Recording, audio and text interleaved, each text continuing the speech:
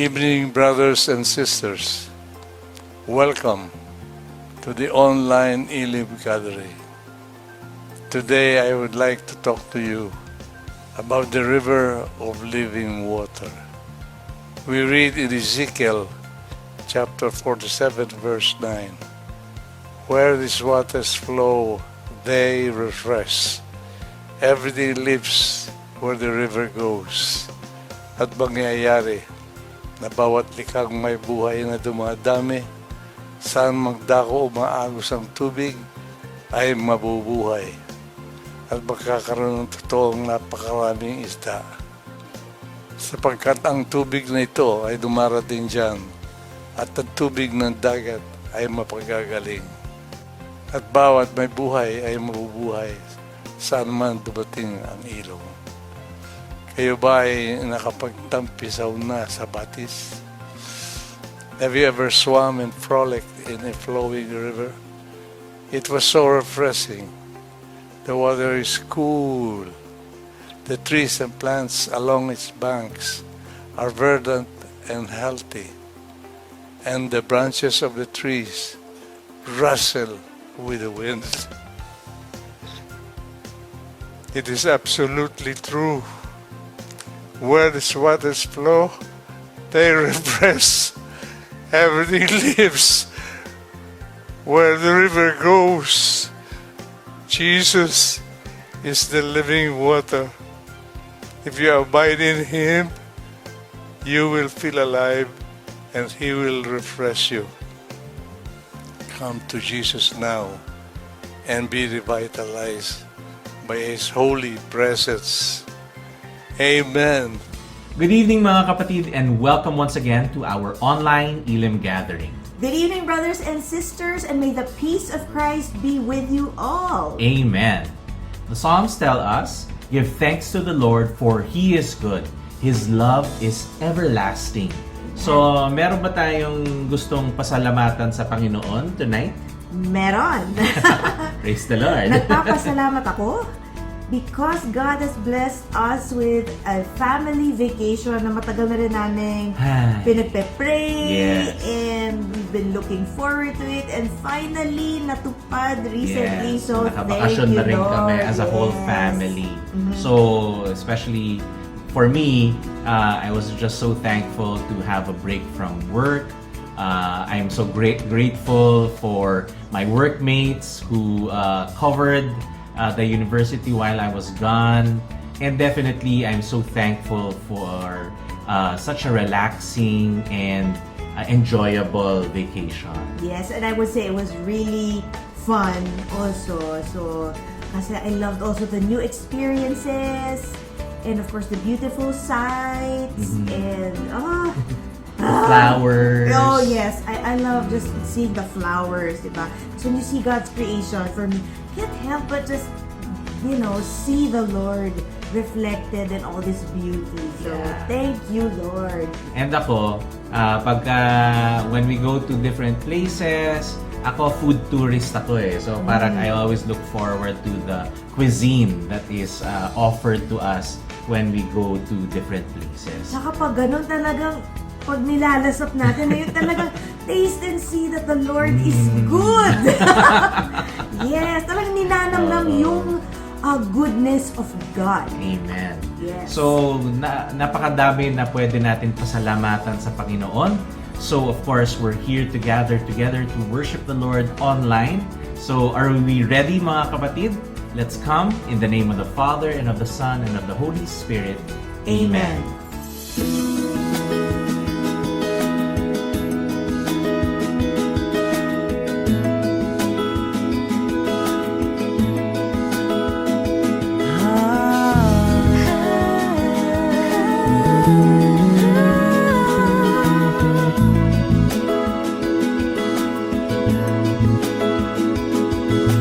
Every day I seek to bless your name. You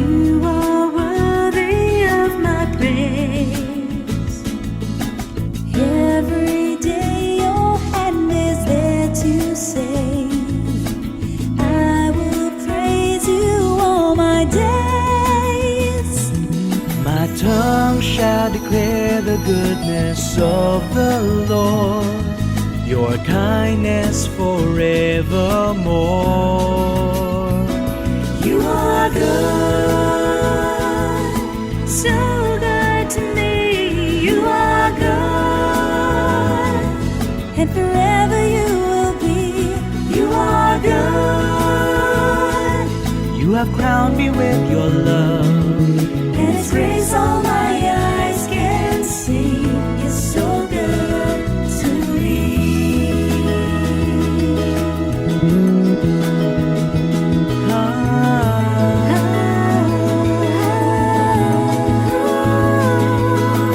Every day I seek to bless your name. You are worthy of my praise. Every day your hand is there to save. I will praise you all my days.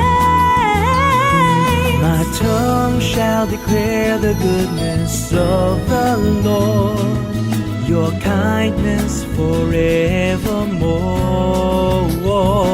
You are good,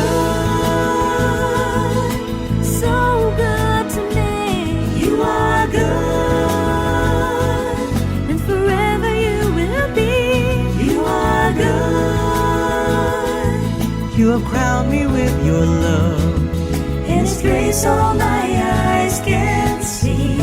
You're so good to me. You are good, so good to me. You are good, and forever you will be. You are good. You have crowned me with your love, and His grace all my eyes can see. It's so good to me.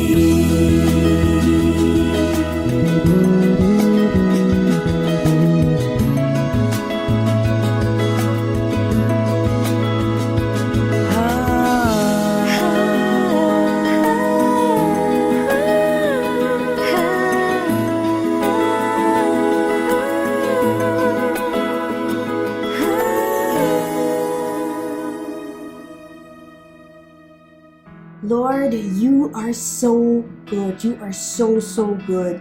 We thank you, Lord, for your goodness. We thank you for your love. We thank you for being so generous to us, oh Lord. And we pray that you may also teach us to receive this love, to know how to receive it, Lord, because as we receive it, may we be witnesses, Lord, and blessings to other people of your love. May we see, may they see Jesus in us, and may we be channels of your love to others. And we pray all these in Jesus' name. Amen. In the name of the Father, Son, the Holy Spirit. Amen. So, our teacher for tonight, una ko siyang na-encounter, high school pa lang ako. Dahil high school math teacher siya doon sa kung saan ako nag-aaral noon. Hindi ko siya naging teacher, pero parang nakilala siya kasi tisoy. Oh, so parang, wow, sikat ba siya? Meron siyang reputation, good reputation. Oo, napakatalino ng ating teacher of the word for tonight. He is a beloved brother, a well-loved leader. He is a systematic theologian, a full-time servant of the Lord, Brother Mars Catan.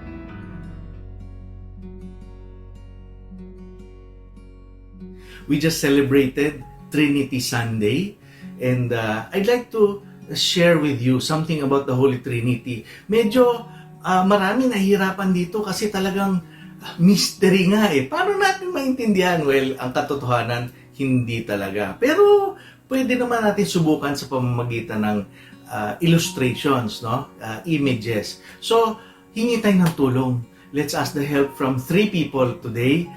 Yung isa saint, pangalawa isa pope, at pangatlo is a theologian, Christian theologian. So, umpisahan po natin kay Saint Augustine. Yan, ako, kilala natin si Saint Augustine. So, ang sabi po sa Bible, siyempre, dyan tayo mag-uumpisa, no? In 1 John chapter 4. So, umpisa natin sa verse 8, ang sabi dyan, whoever is without love does not know God, for God is love. Yan, di ba? Narinig natin, God is love. Nasa Bible po yan. Isa pa, sa 1 John 4 verse 16 naman, we have come to know and to believe in the love God has for us.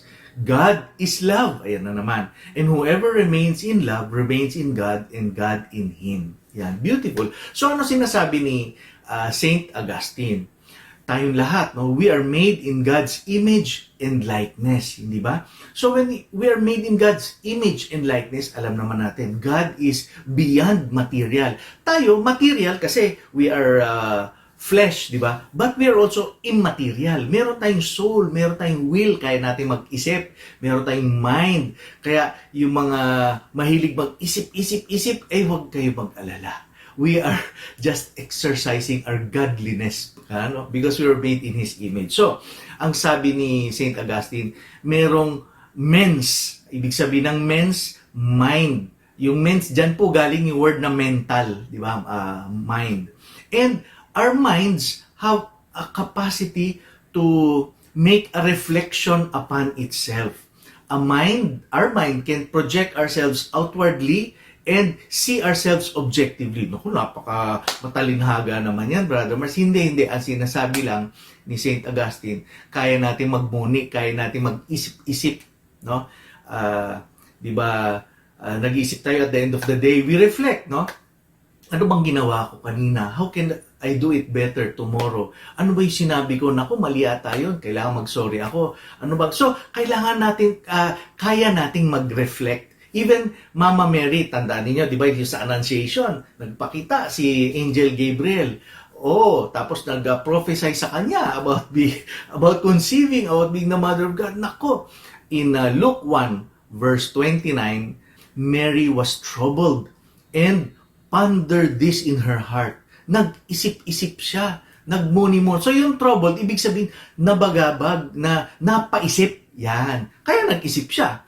So, what was I doing yesterday? How can I do it better? Ganyan. Hindi ako naging dalawang tao. I just have one mind, di ba? Pero yung mind ko, nakapag-isip about myself. So, ganito po yung sinasabi ni St. Augustine. Ako, my mind, which is the object, I have knowledge about myself, self-knowledge. Notitia sui means knowledge of myself. Next, ako na meron akong knowledge of myself or self-awareness or self-understanding, isipin natin ganito, no? Baka mas madali. Meron tayong spiritual director, meron tayong counselor. Sa community, meron tayong facilitator, di ba? Nag-sharing tayo, ganyan. Habang nag-share tayo tungkol sa sarili natin, the more we understand ourselves, oo nga no, ganyan, sabi ni Lord, ganyan, so ganito pala ako, ganyan. And the more we appreciate ourselves even more, then the more we love ourselves. Hindi po masama yan, to love ourselves, diba? Sabi ni Lord, love others as you love yourself. O how can we love others kung hindi natin minamahal ang sarili natin? So mabuti po yon ang pagmamahal sa sarili. So, meron pong interplay na ganito. Our mind, no, yung mens, pagkatapos merong knowledge about ourselves, notitia sui, at merong nade-develop na love, no? Love for ourselves. Yun ang amor sui, no? Amor sui. So, yung pag sinasabi nating self-love, minamahal natin ang sarili natin, yun po ang Holy Spirit. No? At malamang narinig na natin ito sa mga pare, sa mga homily, di ba? There is the lover. Pag sinabi natin God is love, yan, dyan tayo nag-umpisa sa verse na yan. God is love, then there is a lover, there is the beloved, yung minamahal, at merong love between them. Yan. So we have the Father, the lover, the beloved, who is the Son, and the Holy Spirit, who is the love between them. Beautiful. So, una yon. Pangalawa, hingi tayo ng tulong kay former Pope Benedict XVI, di ba? Si Father Ratzinger, bago siya naging Pope. He's also one of the great philosophers. Now, meron siyang sinabi, pasensya na kayo matalinhaga kasi Holy Spirit at Holy Trinity matalinhaga talaga. Ang sabi ni Pope Benedict XVI, the absoluteness of the relative. Ay, anong ibig sabihin ng absoluteness of the relative? Ibig sabihin, absolute. Ang Diyos yan, di ba? He is divine, He is not dependent, He is self-contained, no? Siya talaga, I am who am. Walang kinalaman ng iba. Even before everything there was. So, yun ang absolute, hindi natitinag yan. Ngayon, ano yung relative? Ako yun, I am derived from my parents. Hindi ba sa probinsya? Ayan, si Marcelino, anak yan ni Gonzalo Jr., na anak ni Gonzalo Sr., na anak ni Marcelino. By the way, lolo ko Marcelino, doon ako pinangalan sa great-great-grandfather ko. So, ibig sabihin, relative, no? Dumedepende tayo sa iba. No, we need something to survive. I need oxygen to survive. I need other people. I need my parents. Ganyan. So, yan po ang relative. Ibig sabihin, relationship. So, ang sabi ni Pope Benedict XVI, relationships are fundamentally real. Totoo ang relationships. Kung totoo ang relationships, so yun sinabi niyang absoluteness of the relative. So, pero wag na natin pahirapan pa ng ganon. Punta tayo sa anong practical na ibig sabihin nun. Merong, pag relationship kasi, ibig sabihin merong prosopon in Greek or person. Ang ibig sabihin ng person, relationship, ibig sabihin may nagtitinginan, di ba? To look to another. Yun ang prosopon, to look to another. If God is a person, even before He created the world, then there must be somebody who looks, somebody who is looked upon, and the look between themselves. Ulitin ko, merong tumitingin, merong tinitingnan, at merong tingin. yung mismong look. So, yun po yung persona in Latin, no? Persona na hango po sa personare. Ang ibig sabihin ng personare, to sound through. Kaya narinig na po natin yung tamang teaching na yung persona ay maskara na sinusuot nung araw nung may mga theater, persona yon. Meron siyang maliit na mouthpiece to amplify the voice. Kaya personare, to sound through the mask. So, God is a person. Diba? So, alam natin, 3 persons, 1 God. Ito na paliwanag ni Pope Benedict XVI. If God is a person, there must be within God somebody who speaks, the Father, somebody who is the Word, no, spoken to, and the speech between them. God in 3 persons. So, yun yung Father, Son, and Holy Spirit. Yung nagsasalita, yung kinakausap, at yung mismong speech between them, no? God in 3 persons. So, yun ang isa. Una, God is love, no? Pangalawa, God as 3 persons. At ito na yung pangatlo. Si Karl Barth,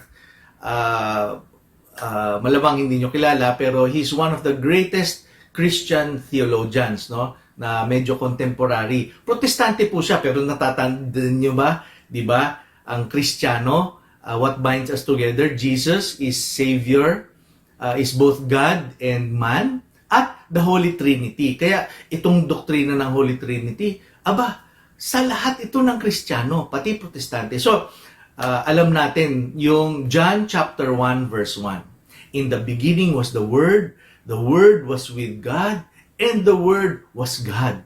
No? So, ang tinuturing sa Latin na Deus Dixit, it means God has spoken. So, ito lahat tungkol sa pananalita. No? God has spoken. So, if God has spoken, then there must be a divine speaker, who is the Father. There must be a divine word spoken. Diba? In the beginning was the Word, and that is the Son, and the divine interpreter of the Word, and that is the Holy Spirit. Narinig na natin sa Greek, di ba, yung parakletos, somebody you call over, or sa Latin, advocatus, yung advocate, somebody you call forward, like a lawyer, no? Advocate mo nga eh. So, pag sinabing God has spoken, then that means there is a divine speaker, there is a divine word, and there is a divine interpreter. The Father, the Son, and the Holy Spirit. Ay, hinga na tayo, hinga. Inhale, exhale. So, yan po, no? Ang three illustrations of the Holy Spirit. Let me summarize it all. First, whenever anybody talks or says God is love, he is talking about the Holy Trinity. Whenever anybody talks of God as three persons, he is talking about the Holy Trinity. Whenever God's Word, no, is spoken of, whenever someone says, ito ang salita ng Diyos, the Word of God, is talking about the Holy Trinity. Hindi natin mahihiwalayan dyan sa love, three persons, and the Word. So, yan po, no? Sana'y nakatulong ito sa ating pagdadasal, pagmumuni-muni, and our devotions to the Holy Trinity. Ultimately, the Trinity is beyond anything that we can really understand. After all, the more we know, the less we understand. Diyos nga siya eh. But what we can certainly do is pray. Diyan may nangyayari. Things happen when we pray to the Holy Trinity. In the name of the Father, and of the Son, and of the Holy Spirit. Amen. God bless us all. Thank you, Brother Mars, for being God's mouthpiece for us tonight. Elam Community's vision is to spread the good news to the ends of the earth. If you want to be part of this work of evangelization, please give your tithes, love offerings, and donations to any of the following accounts.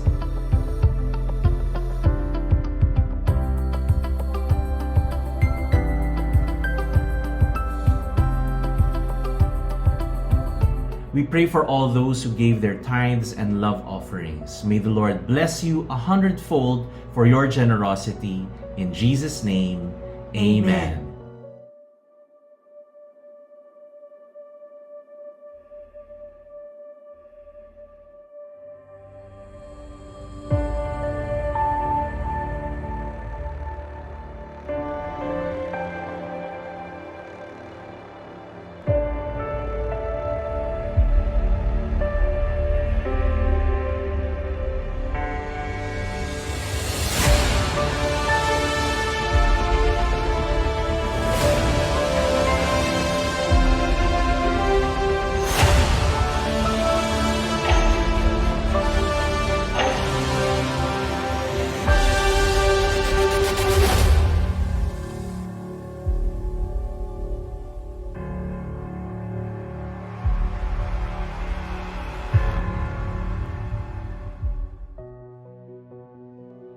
Prayer to Our Lady of Elim. O dear Mary, Lady of Elim, sweet and pure, pray that your Son Jesus will, to innocence and holiness restore the hearts and minds of long lost souls. Pray that the seed of glad tidings sown in our hearts will steer us to great hope, faith, and love. Pray for the vision and intentions of community and of the Church, that with the Lord's watchful care and generous provisions, they shall all be. Pray that the polluted world and all institutions will, from a powerful outpouring of the latter rain, experience the blessings of fresh living water, a renewal of the Spirit, and healing of our land and of all nations. Hail Mary, full of grace, the Lord is with you. Blessed are you among women, and blessed is the fruit of your womb, Jesus. Holy Mary, Mother of God, pray for us sinners, now and at the hour of our death. Amen. Hail Mary, full of grace, the Lord is with you. Blessed are you among women, and blessed is the fruit of your womb, Jesus. Holy Mary, Mother of God, pray for us sinners, now and at the hour of our death. Amen. Hail Mary, full of grace, the Lord is with you. Blessed are you among women, and blessed is the fruit of your womb, Jesus. Holy Mary, Mother of God, pray for us sinners, now and at the hour of our death. Amen. Elim Missions Prayer. Lord, I make myself available for the ministry of missionary evangelization on my knees or in the mission field, within our borders or on foreign soil, for a single soul or for the multitudes. Empower me for abundant soul winning. By your Spirit, make me an instrument of your love and mercy, a witness bold and unashamed, and an inspiring bearer of the good news. Send us the laborers, technology and resources to reach the world. Help us break barriers, overcome obstacles, and penetrate new territories, that all the peoples of the earth may know that you are God, and there is no other. And to all those we reach, Lord, raise them up to become your true disciples. Here I am, Lord. Send me. In Jesus' name, Amen. In the name of the Father, and of the Son, and of the Holy Spirit. Amen. Lord God, we thank you for the love that you have shown us. Yes, you have loved us first, but now we know through the Holy Trinity, you are love itself. Thank you, O Lord God, for relating with us as a person in our humanity. Minsan, parang ang layo, hindi namin kayo maabot. Ang layo ninyo, your creator, majestic, everything like that. Pero you are also a person. And you have come down to be one like us. Salamat, Panginoon, that you are a person. And we thank you also, Lord God, that you are the Word made flesh. Kung ano sabihin ninyo, nagiging. We ask and pray, O Lord God, for your wisdom and guidance this week, that we not only reflect and ponder, but for others around us, for other persons we relate with, we can truly reflect ourselves as images and likeness of you. For you are not only our God, but you are the one we love. Amen. In the name of the Father, and of the Son, and of the Holy Spirit. Amen. And that ends tonight's episode of our online Elim gathering. We pray that God's blessing may be upon each and every one of you, mga kapatid. And we'll see you again next week. Good night. God bless. Bye. Bye.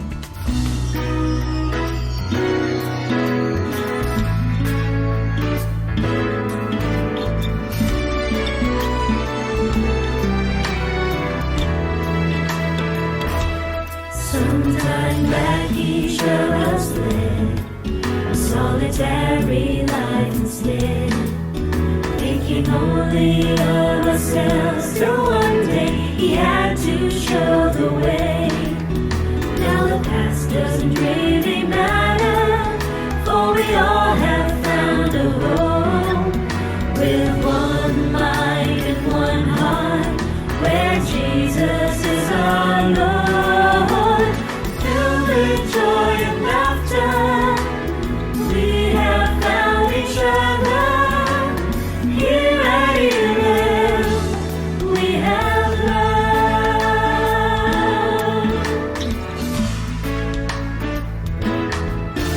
As we wander through the desert, seeking for a total rest, we have found a place of happiness where we all could be refreshed.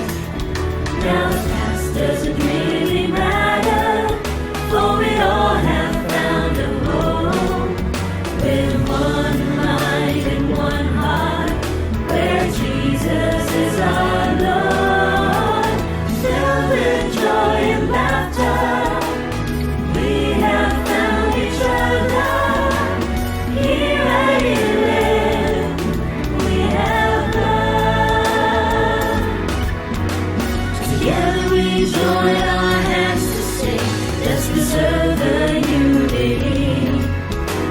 As we serve the Lord in many ways, love will reign in the family.